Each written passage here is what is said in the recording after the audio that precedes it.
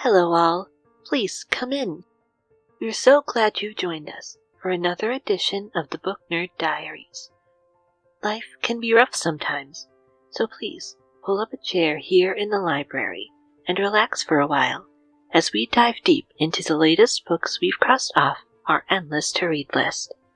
Please be warned that spoilers lie ahead, and some content might not be suitable for all listeners, so go check out the show notes for content warnings regarding today's book discussion. Ready? Then let's get our book nerd on.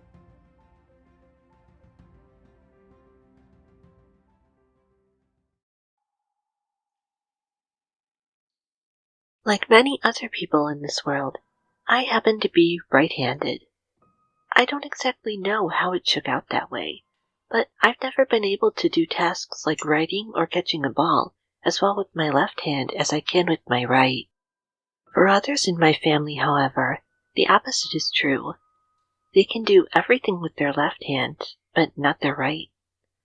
I don't know if there's some grand scientific explanation for why people tend to favor one hand over the other when it comes to fine motor skills, but it's a question that's always been fascinating to me. I've heard it commonly believed that the hand someone favors corresponds with which side of the brain someone favors. Left-brained people, it is said, tend to be more logical and analytical, while right-brained people tend to be more creative and free-spirited. Again, I don't know how much credence there is to these claims, but it's still an interesting idea to think about. In our book for today, The Left-Handed Booksellers of London by hit author Garth Nix, being left-handed is about much more than just which hand you write with. Being left-handed, in the vernacular of this story, stands for unwavering courage and tenacity in the face of mortal danger.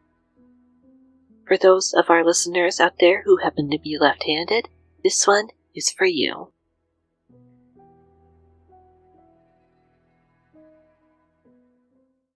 We start our story in the early morning of May 1st, 1983, in the west of England. Our protagonist, Susan Arkshaw, has found herself in the middle of a strange dream. In her dream, she stops by a river, where she meets two odd creatures. One is made entirely of river plants, with the features of water animals, and another that can only be described as a water dragon. These two creatures tell her that her father has given them the power to watch and ward. Later on, she wakes with no memory of this dream, to find that it is now officially her 18th birthday. Her mother, Jasmine, has brought her breakfast in bed for the occasion. As she eats, Susan tells her that she'll be looking for a job in London. She also tries asking about her father, whom she'd never known, but Jasmine merely ignores her questions completely. She instead replies that he would have wanted her to stay in the light, with no indication of who he is that she's referring to. Next, we cut to a young man in a mustard-colored suit, who is standing over the sleeping form of his intended target, local crime boss Frank Thringley. Instead of any traditional weapons, the young man takes out a specialized needle and sticks it into Thringley.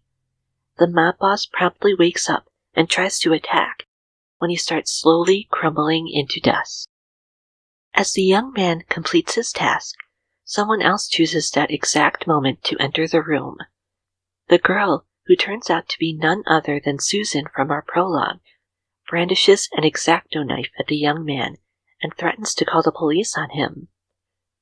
As Susan talks, however, a strange, giant bug monster appears behind her. The young man, who introduces himself as Merlin, shoots the bug monster dead in the ensuing melee and leads Susan out a window. Knowing that being at what is now a crime scene will end badly for them both, Merlin and Susan make their way away from the house and head into the nearby forest.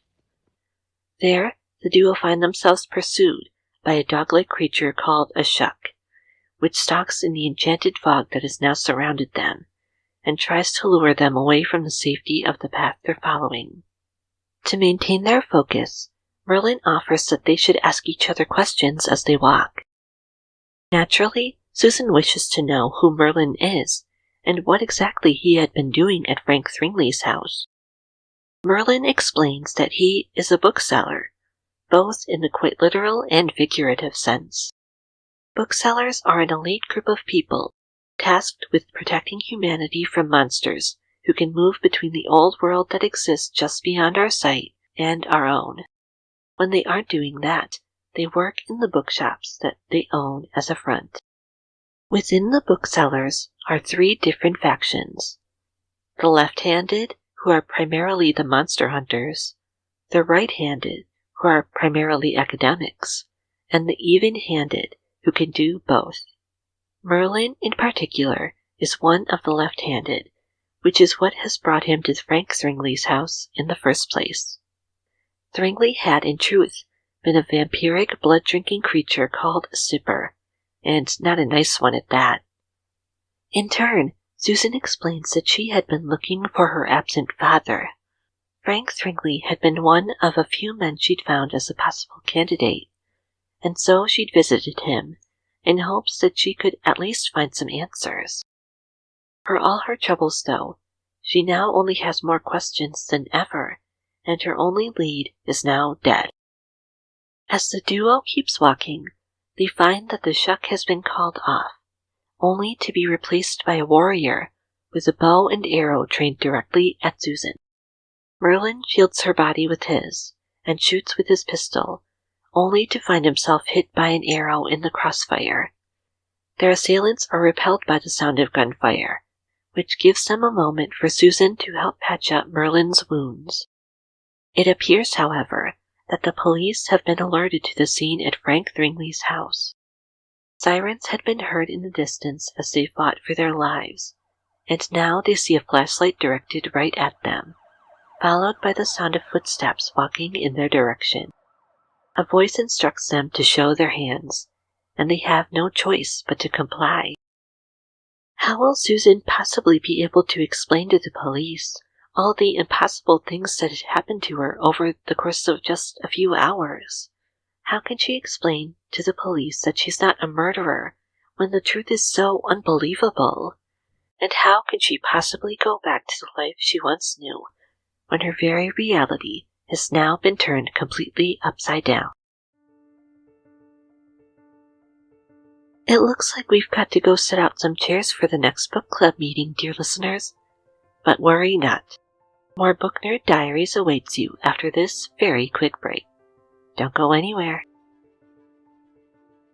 Are you an author, fellow podcaster, or small business owner looking to spread the word about your product or service? Then let us help you. We offer a number of affordable monthly advertising packages in various price ranges. So if you'd like to hear your ad here in future episodes, please head on over to our page at ko-fi.com/bndpod and click on the shop tab to see what works best for you. Again, that's ko-fi.com/bndpod. Then click on the shop tab. We can't wait to work with you. I know that this will be rather meta of me to say, but I love books that happen to be about books themselves. As a matter of fact, I recently honored The Book Thief by Marcus Zusak as one of my favorite novels of all time on our bonus show, the Book Nerd Hall of Fame.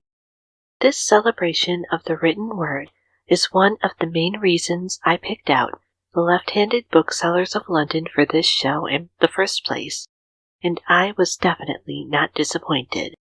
In this tale, booksellers are reimagined as monster hunters and protectors of the world, who also love reading. They can kill creatures that most of us mere mortals wouldn't even be able to comprehend, then recommend you a good book afterward, and I just absolutely adore the dichotomy of it all.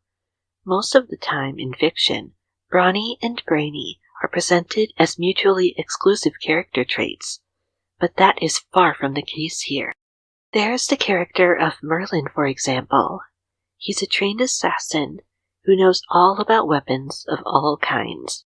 At the same time, he adores fashion more than just about anything else, and is never afraid to be unapologetically joyfully himself at all times. Our main protagonist, Susan, is almost exactly the opposite. She's incredibly down-to-earth and practical, with a wardrobe primarily full of band t-shirts. But she can still more than hold her own, despite just being dropped into this strange new life. These two characters, though seemingly so different, fit each other so perfectly, and I left them both individually and together. Another cool aspect of this book that I loved was how original the monsters themselves are. Whether they are completely new creations by Garth Nix himself, or remixes of monsters that we already know, each of them helps to make the story feel fresh and utterly unique unto itself. It's always easy to tread unfamiliar ground, but there's something special about an author building a world that is all their own from nothing, and Garth Nix does that beautifully here. In the end, I would highly recommend the Left-Handed Booksellers of London to anyone who loves series like The Witcher or the Mortal Instruments saga by Cassandra Clare. Though leaning more towards the modern urban setting of the latter, there are also more high fantasy and horror elements mixed in for good measure that give the whole story a slightly more fairy tale vibe as well. Much like The Witcher and the Mortal Instruments, our book today largely revolves around elite groups of people who are trained to hunt the things that go bump in the night. As you can imagine, there are slightly eerie moments throughout, though nothing, I believe, that give anybody nightmares. If that kind of story interests you, then the Left-Handed Booksellers of London just might be up your alley. Just be warned, though, you might want to bring a bookseller with you, because you never know what that alley might be hiding.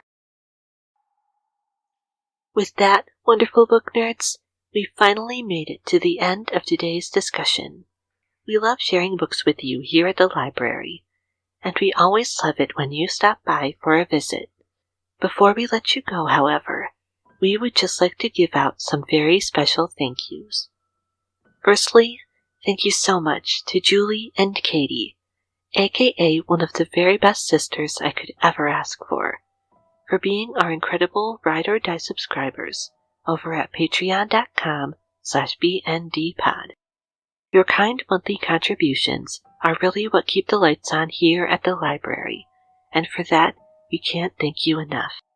If you, too, would like to get perks like early ad-free episodes, 2 exclusive episodes a month, notes, scripts, our monthly newsletter, and access to our all-new private Discord server, we hope you'll join them. Our deepest gratitude also goes out as well to anyone who has taken the time to share our episodes on social media, left us a review via Apple Podcasts or your app of choice, or told the people in their lives about us. These are the very best free ways to help bring more people to the library, and independent operations like ours depend on word of mouth to grow, so every bit truly helps. Next week, Friday, April 22nd, we'll be dropping a special bonus episode just for our dear $5 and up subscribers at Patreon, and we'll be right back here in 2 weeks for another edition of the Book Nerd Diaries. See you then.